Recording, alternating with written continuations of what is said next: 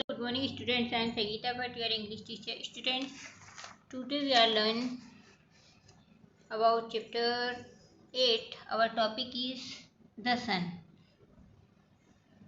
The sun means होता है सूर्य, है ना, सूरज. स्टूडेंट, इस चैप्टर में हम सूरज के बारे में पढ़ेंगे. ओके. इसमें पिता अपने बेटे को उठाते हैं और कहते हैं कि उठो बेटा, सुबह हो गई है ना.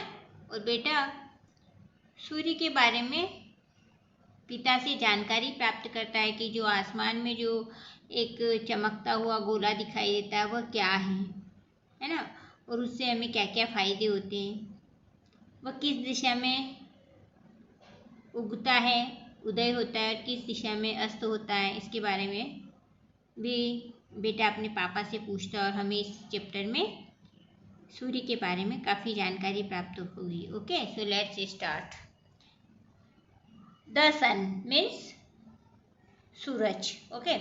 Father, get up John. It is morning. Get up means उठो. पापा जॉन से कहते हैं उठो बेटा, सुबह हो गई है. जॉन बोलता है good morning father. Good morning पापा. फादर बोलते हैं गुड मॉर्निंग डियर सन. गुड मॉर्निंग प्यारे बेटे. जॉन फिर बोलता है व्हाट इज द टाइम आप फादर. पापा क्या टाइम है. ये कौन पूछ रहा है. ये जॉन पापा से पूछ रहे हैं. Father it is 7 o'clock John. पापा रिप्लाई देते हैं जॉन 7 बजे हैं. John what is that red thing in the sky. फिर जॉन पापा से पूछता है पापा जो आसमान में जो एक लाल कलर की जो चीज दिखाई दे रही वह क्या है. फादर कम आओ, I will tell you about the sun. मैं तुम्हें सूरज के बारे में बताऊंगा, सूरज के बारे में जानकारी दूंगा. कौन बोल रहा है. ये जॉन के पापा जॉन से बोल रहे हैं. The sun rises in the east. Rises means उदय होना, उगना. जो सूर्य है वह ईस्ट डायरेक्शन में या पूर्व दिशा में उगता है. The day begins with sunrise. सूर्योदय से ही दिन की शुरुआत होती है. ये कौन बोल रहा है. जॉन के पापा बोल रहे हैं. आपने भी देखा होगा कि जब सूर्य उदय होता है, सूर्य उगता है, तभी दिन शुरू होता है ना. और जैसे सूर्य अस्त होता है, सूर्य छिप जाता है तो रात हो जाती है, अंधेरा हो जाता है और सनसेट हो जाता है और दिन खत्म हो जाता है ना. तो जॉन के पापा क्या बोल रहे हैं, जब सूर्योदय होता है ना तभी दिन की शुरुआत होती है. The sun is a ball of fire. Sun एक आग का गोला है. It gives us light and heat. वह हमें प्रकाश और गर्मी देते हैं. It sets in the west. वह पश्चिम दिशा में, वेस्ट मीन्स क्या होता है, पश्चिम दिशा में अस्त होता है, छिपता है. Then the day ends and the night begins. जब सूर्य अस्त होता है ना तब दिन खत्म हो जाता है और रात शुरू हो जाती है. आपने देखा होगा कि जब सूर्योदय में सूर्य अस्त हो जाता है तो अंधेरा हो जाता है ना, और रात हो जाती है. फिर जॉन पूछता है सम पीपल से there is no life without the sun. Why. John कहता है अपने पापा से पापा कुछ लोग कहते हैं कि बिना सूर्य के जीवन नहीं होता है ना. ऐसा क्यों कहते हैं लोग. ये जॉन अपने पापा से क्वेश्चन पूछ रहा है. फिर पापा आंसर देते हैं अवर अर्थ मूव्स राउंड द सन. हमारी जो पृथ्वी है वह सूर्य के चक्कर लगाती है. The sun causes rains. सूर्य के कारण ही बारिश होती है. All things grow on the earth because of the sun. और पृथ्वी पर जितनी भी चीजें आपको पेड़ पौधे दिखाई देते हैं, है ना, मीन्स हम कहते हैं कि जितनी भी लिविंग थिंग्स होती है, लिविंग बींग्स होते हैं, वे सभी सूर्य के कारण ही पृथ्वी पर ग्रो करते हैं, बढ़ते हैं. So there can be no life without the sun. इसलिए बिना सूर्य के पृथ्वी पर जीवन संभव नहीं है. ये कौन बोल रहे हैं. ये जॉन के पिताजी जॉन को समझा रहे हैं, है ना. आपने देखा होगा कि अगर सूर्य उदय नहीं होगा तो रोशनी नहीं होगी, रोशनी नहीं होगी तो न तो पेड़ पौधे अच्छे से ग्रोथ कर पाएंगे और जो मनुष्य है वे भी अच्छे से जीवन यापन नहीं कर पाएंगे, क्योंकि धूप नहीं आएंगी तो बारिश नहीं होगी, बारिश नहीं होगी तो पेड़ पौधे नहीं उगेंगे, पेड़ पौधे नहीं उगेंगे तो हमें खाने के लिए जितनी भी चीज़ों की आवश्यकता होती है ना, वो कहाँ से उगेगी। इसलिए जीवन का सबसे महत्वपूर्ण स्रोत सूर्य है, ठीक है। बिना सूर्य के जीवन संभव नहीं है। Okay, next.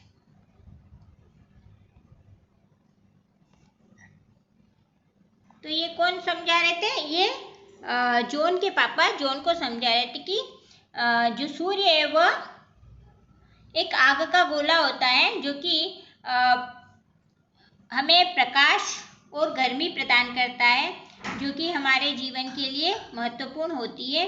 बिना सूर्य के जीवन संभव नहीं होता है, ठीक है। और जो पृथ्वी है, पृथ्वी सूर्य के चारों तरफ चक्कर लगाती है और सूर्य के कारण ही बारिश होती है और सभी चीज़ें पृथ्वी पे जितनी भी चीज़ें हैं, जितने भी लिविंग बींग्स है वे ग्रोथ करते हैं, बढ़ते हैं, है ना। और बिना सूर्य के जीवन संभव नहीं होता है। ओके, ये चैप्टर आपको पढ़ना है और इसमें से हार्ड मीनिंग फाइंड करना है। अब हम इसकी एक्सरसाइज और क्वेश्चन आंसर कंप्लीट करेंगे। Okay, first choose the most appropriate answer means MCQs।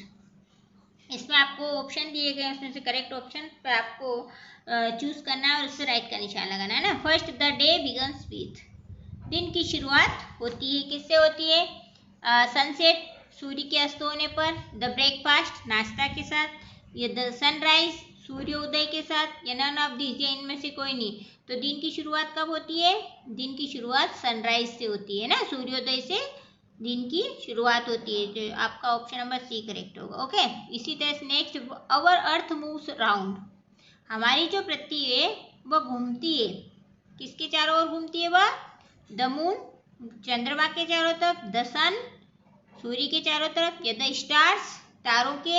या नन ऑफ दिस, या इनमें से कोई नहीं। तो जो हमारी पृथ्वी है वह सूर्य के चारों तरफ चक्कर लगाती है, घूमती है। तो the sun means option B correct होगा। ओके, नेक्स्ट है, there is no life without the sun because, बिना सूर्य के जीवन संभव नहीं है। क्यों? क्योंकि the sun give us light and heat, the sun causes rains, all things grow on the earth because of the sun, all of the above. तो इसमें जो आपका ऑप्शन डी दिया गया all of the above means ऊपर जो भी आपको ऑप्शन दिए गए वे सभी सूर्य के कारण ही संभव है और बिना सूर्य के ये संभव नहीं हो सकते हैं। इसलिए जीवन जीने के लिए आपको सूर्य के प्रकाश, गर्मी की आवश्यकता होती है, बारिश की आवश्यकता होती है, ठीक है। पेड़ पौधे और सभी लिविंग बींग्स को ग्रो करने के लिए सूर्य के प्रकाश की आवश्यकता होती है। इसलिए ये सारे ऑप्शन आपके करेक्ट हो जाएंगे। तो आपको ऑप्शन डी पे राइट का निशान लगाना है। ओके, इस तरह से हमारे MCQs कंप्लीट हो गए। अब हम fill in the blanks complete करेंगे। The earth blank round the blank, इसमें आपका फर्स्ट में आपको मूव्स फिल करना है, फिर सेकेंड में आपको सन फिल करना है। तो आपका सेंटेंस हो जाएगा the earth moves round the sun, जो अर्थ है, जो पृथ्वी है, वह सूर्य के चक्कर लगाती है। नेक्स्ट है, the should get up early in the morning, हमें सुबह में जल्दी उठना चाहिए, ठीक है। नेक्स्ट है, इट इज एट नाइट, तो इसमें आपका डार्क आ जाएगा, रात में अंधेरा है। The sun in the east, इसमें सन राइजेस आ जाएगा। सूर्य पूर्व दिशा में उदय होता है। The sun set in the west, इसमें आपका वेस्ट आ जाएगा।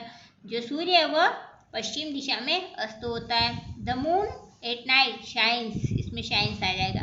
जो चंद्रमा है वह रात में चमकता है। इस तरह से हमारी एक्सरसाइज सेकेंड भी कंप्लीट हो गई है, ठीक है।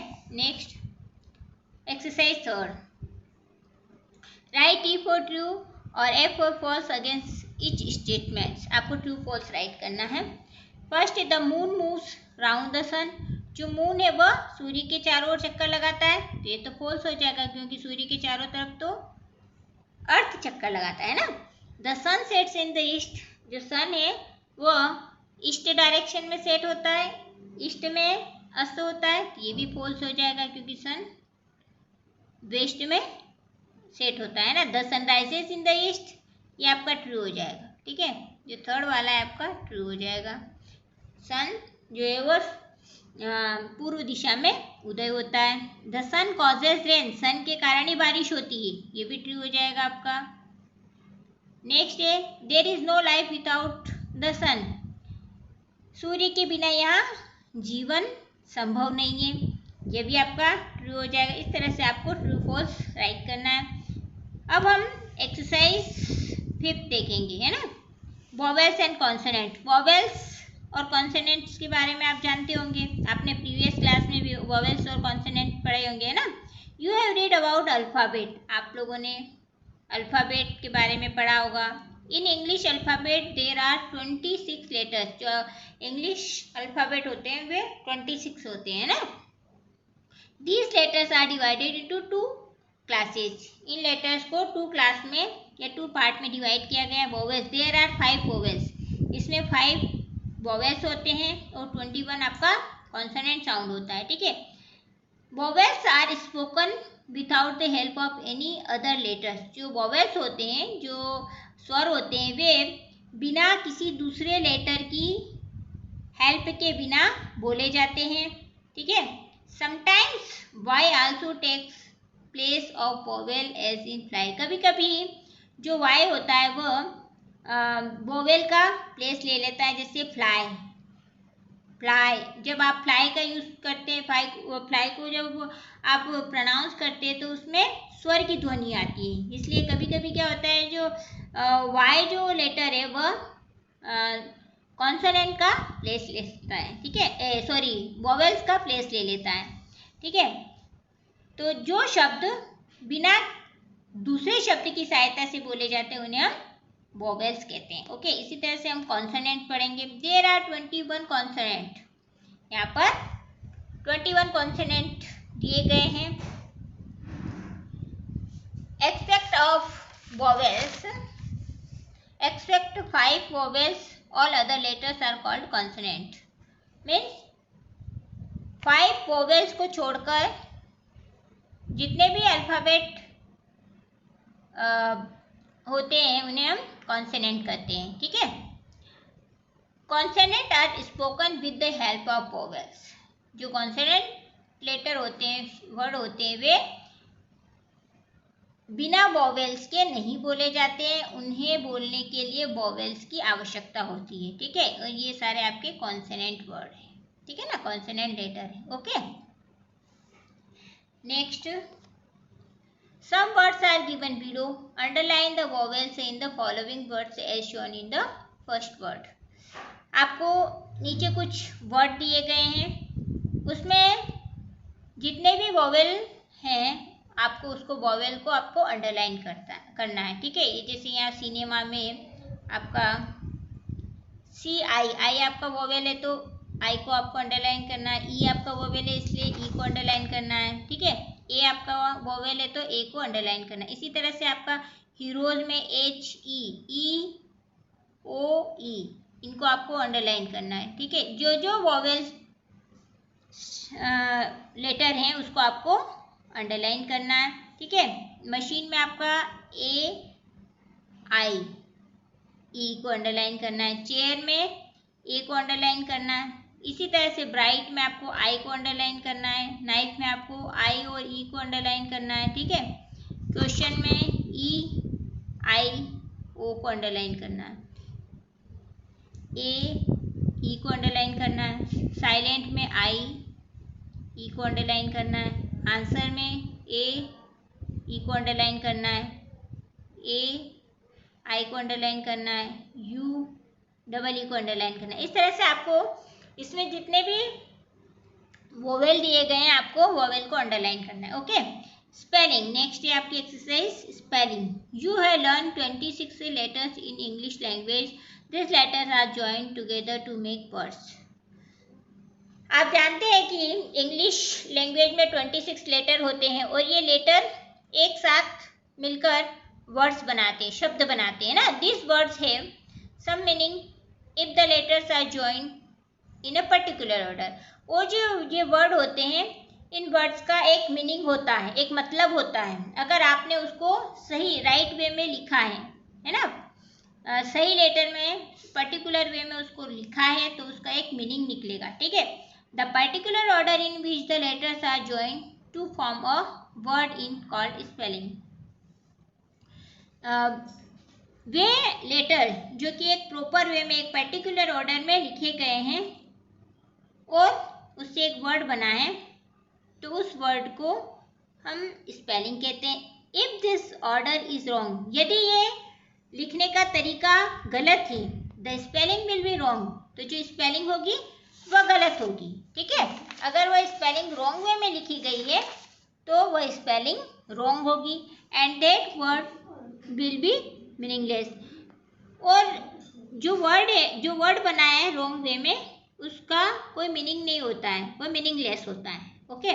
सी बिलो करेक्ट स्पेलिंग और रॉन्ग स्पेलिंग।